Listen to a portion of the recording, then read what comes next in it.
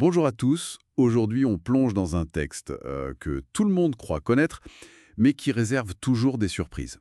Le Petit Prince d'Antoine de Saint-Exupéry, un livre dédié à Léon Werth, une grande personne, mais qui lui demande de se souvenir de l'enfant qu'il était. Oui, c'est vraiment la porte d'entrée. Le livre, qui est notre source unique aujourd'hui, publié en 43, nous pousse à interroger notre propre regard d'adulte, en fait. On va s'intéresser de près à cette rencontre improbable entre l'aviateur et le prince. Et voir ce que ça révèle sur notre façon de voir, l'essentiel. C'est ça. Et ça démarre très fort dès le début avec ce fameux dessin numéro 1, non? Ah oui, le serpent bois. Oui, celui qui digère l'éléphant. Mais que les adultes, ils ne voient qu'un chapeau. Exactement. Ça pose tout de suite le problème, le décalage de perception. Pas juste voir, mais comprendre. Hmm. Les adultes, ils veulent des chiffres, des faits. Des choses sérieuses. Oui, la géographie, le calcul. Voilà.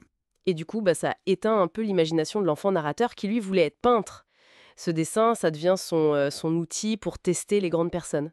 Pour voir si elle voit au-delà des apparences. C'est ça. Et c'est ce qui nous amène à la rencontre au milieu du désert, l'aviateur en panne. Et voilà ce petit bonhomme sorti de nulle part qui lui demande... Dessine-moi, Muton. Oui, c'est quand même une entrée en matière assez... Déstabilisante, oui. Totalement inattendue. Et la réaction du narrateur est intéressante. Il ressort son vieux dessin numéro 1. comme un test, encore une fois. Exactement. Mais le petit prince, lui, il voit l'éléphant tout de suite. Mhm. Et il m'en veut pas. Il sait ce qu'il veut, ce mouton. Et surtout ce qu'il ne veut pas. Ni malade, ni bélier. Ni pro-vieux. Et j'aime beaucoup la solution de la caisse. Le narrateur, un peu à bout de patience, il dessine une boîte. Voilà, le mouton est dedans. Et la surprise, Le petit prince est ravi. c'est exactement ça qu'il voulait. Ça montre déjà sa capacité à voir l'invisible, non? Tout à fait. L'imagination, la confiance. Il voit l'essentiel, ce qui est caché. Et ça introduit aussi son origine, ce tout petit astéroïde, B612. B612, oui. Et là encore, Saint-Exupéry, enfin le narrateur, pointe l'obsession des adultes pour les numéros, les détails sans âme. Plutôt que la simple merveille de l'existence de ce petit garçon qui voulait un mouton. Exactement. Et sur sa planète, il y a ce danger, les baobabs, quand même. Très forte, oui. Ça part de la nécessité de s'occuper des problèmes, peut-être des problèmes intérieurs, hein. Les mauvaises pensées, les habitudes, néfastes. Tant qu'ils sont encore petits. Voilà, quand ils sont encore gérables. Une sorte de vigilance pour protéger ce qui est important. Et avant d'arriver sur Terre, il fait ce voyage d'astéroïde en astéroïde.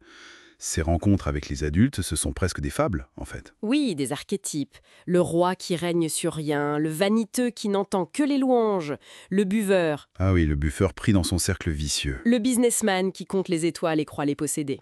Chacun est enfermé dans sa logique absurde. Tellement seul, au fond. Oui, terriblement seuls. Ils ont perdu le sens de l'essentiel. Le seul qui trouve un peu grâce à ses yeux, c'est l'allumeur de réverbère. C'est curieux parce que sa tâche est absurde et répétitive. Pourquoi lui? Peut-être parce qu'il est le seul qui s'occupe d'autre chose que de lui-même.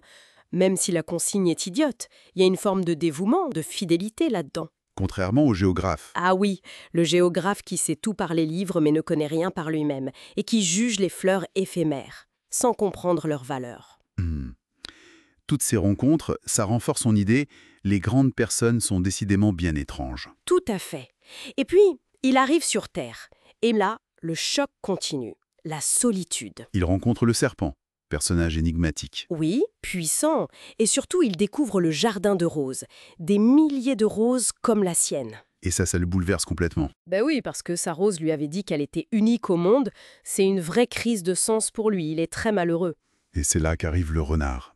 La rencontre déterminante, vous disiez. Absolument déterminante, oui. C'est le renard qui va lui expliquer ce que signifie apprivoiser. Créer des liens. C'est ça, créer des liens. Avec cette phrase incroyable, tu deviens responsable pour toujours de ce que tu as apprivoisé. Une phrase qui marque, c'est sûr. Elle est au cœur du livre et elle mène au fameux secret que livre le renard. On ne voit bien qu'avec le cœur. L'essentiel est invisible pour les yeux. Et là, le prince comprend. Ce n'est pas l'apparence de sa rose qui compte. C'est le temps qu'il a à passer avec elle. Oui, le temps perdu pour elle, les liens tissés, l'amour, l'attention. C'est ça qui la rend unique pour lui, malgré toutes les autres roses. La fin, elle est d'une poésie folle, mais elle est aussi très triste, non? Le départ du prince. Oui, il doit repartir, il laisse son corps, comme il dit, c'est trop lourd. Une vieille écorce abandonnée. C'est une image forte. Très. Mais c'est une séparation nécessaire pour qu'il puisse retourner chez lui. Et il laisse un cadeau magnifique à l'aviateur. Le rire des étoiles. Exactement. Puisqu'il sera dans l'une d'elles en riant. Alors pour son ami, toutes les étoiles sembleront rire. C'est une façon très poétique de transformer le chagrin, le deuil, en une présence différente, immatérielle. Et 6 ans plus tard, le narrateur nous dit qu'il est consolé. Mais pas tout à fait. Il y a ce doute qui le hante. Un petit détail. Ah oui, l'ultime question. Suspendu. La muselière qu'il a dessinée pour le mouton. Il a oublié la courroie de cuir. C'est ça. Et donc, la question terrible, le mouton a-t-il pu, oui ou non, manger la fleur? Ce minuscule oubli. Ça change toute la perception de l'univers pour celui qui aime le Petit Prince. Complètement. Et ça nous laisse, avec cette pensée finale, l'importance immense des petites choses, de ce qui est invisible pour les yeux. Pour les yeux des grandes personnes, en tout cas. Et que l'essentiel finalement, ça demande peut-être juste de regarder le monde différemment. Avec le cœur.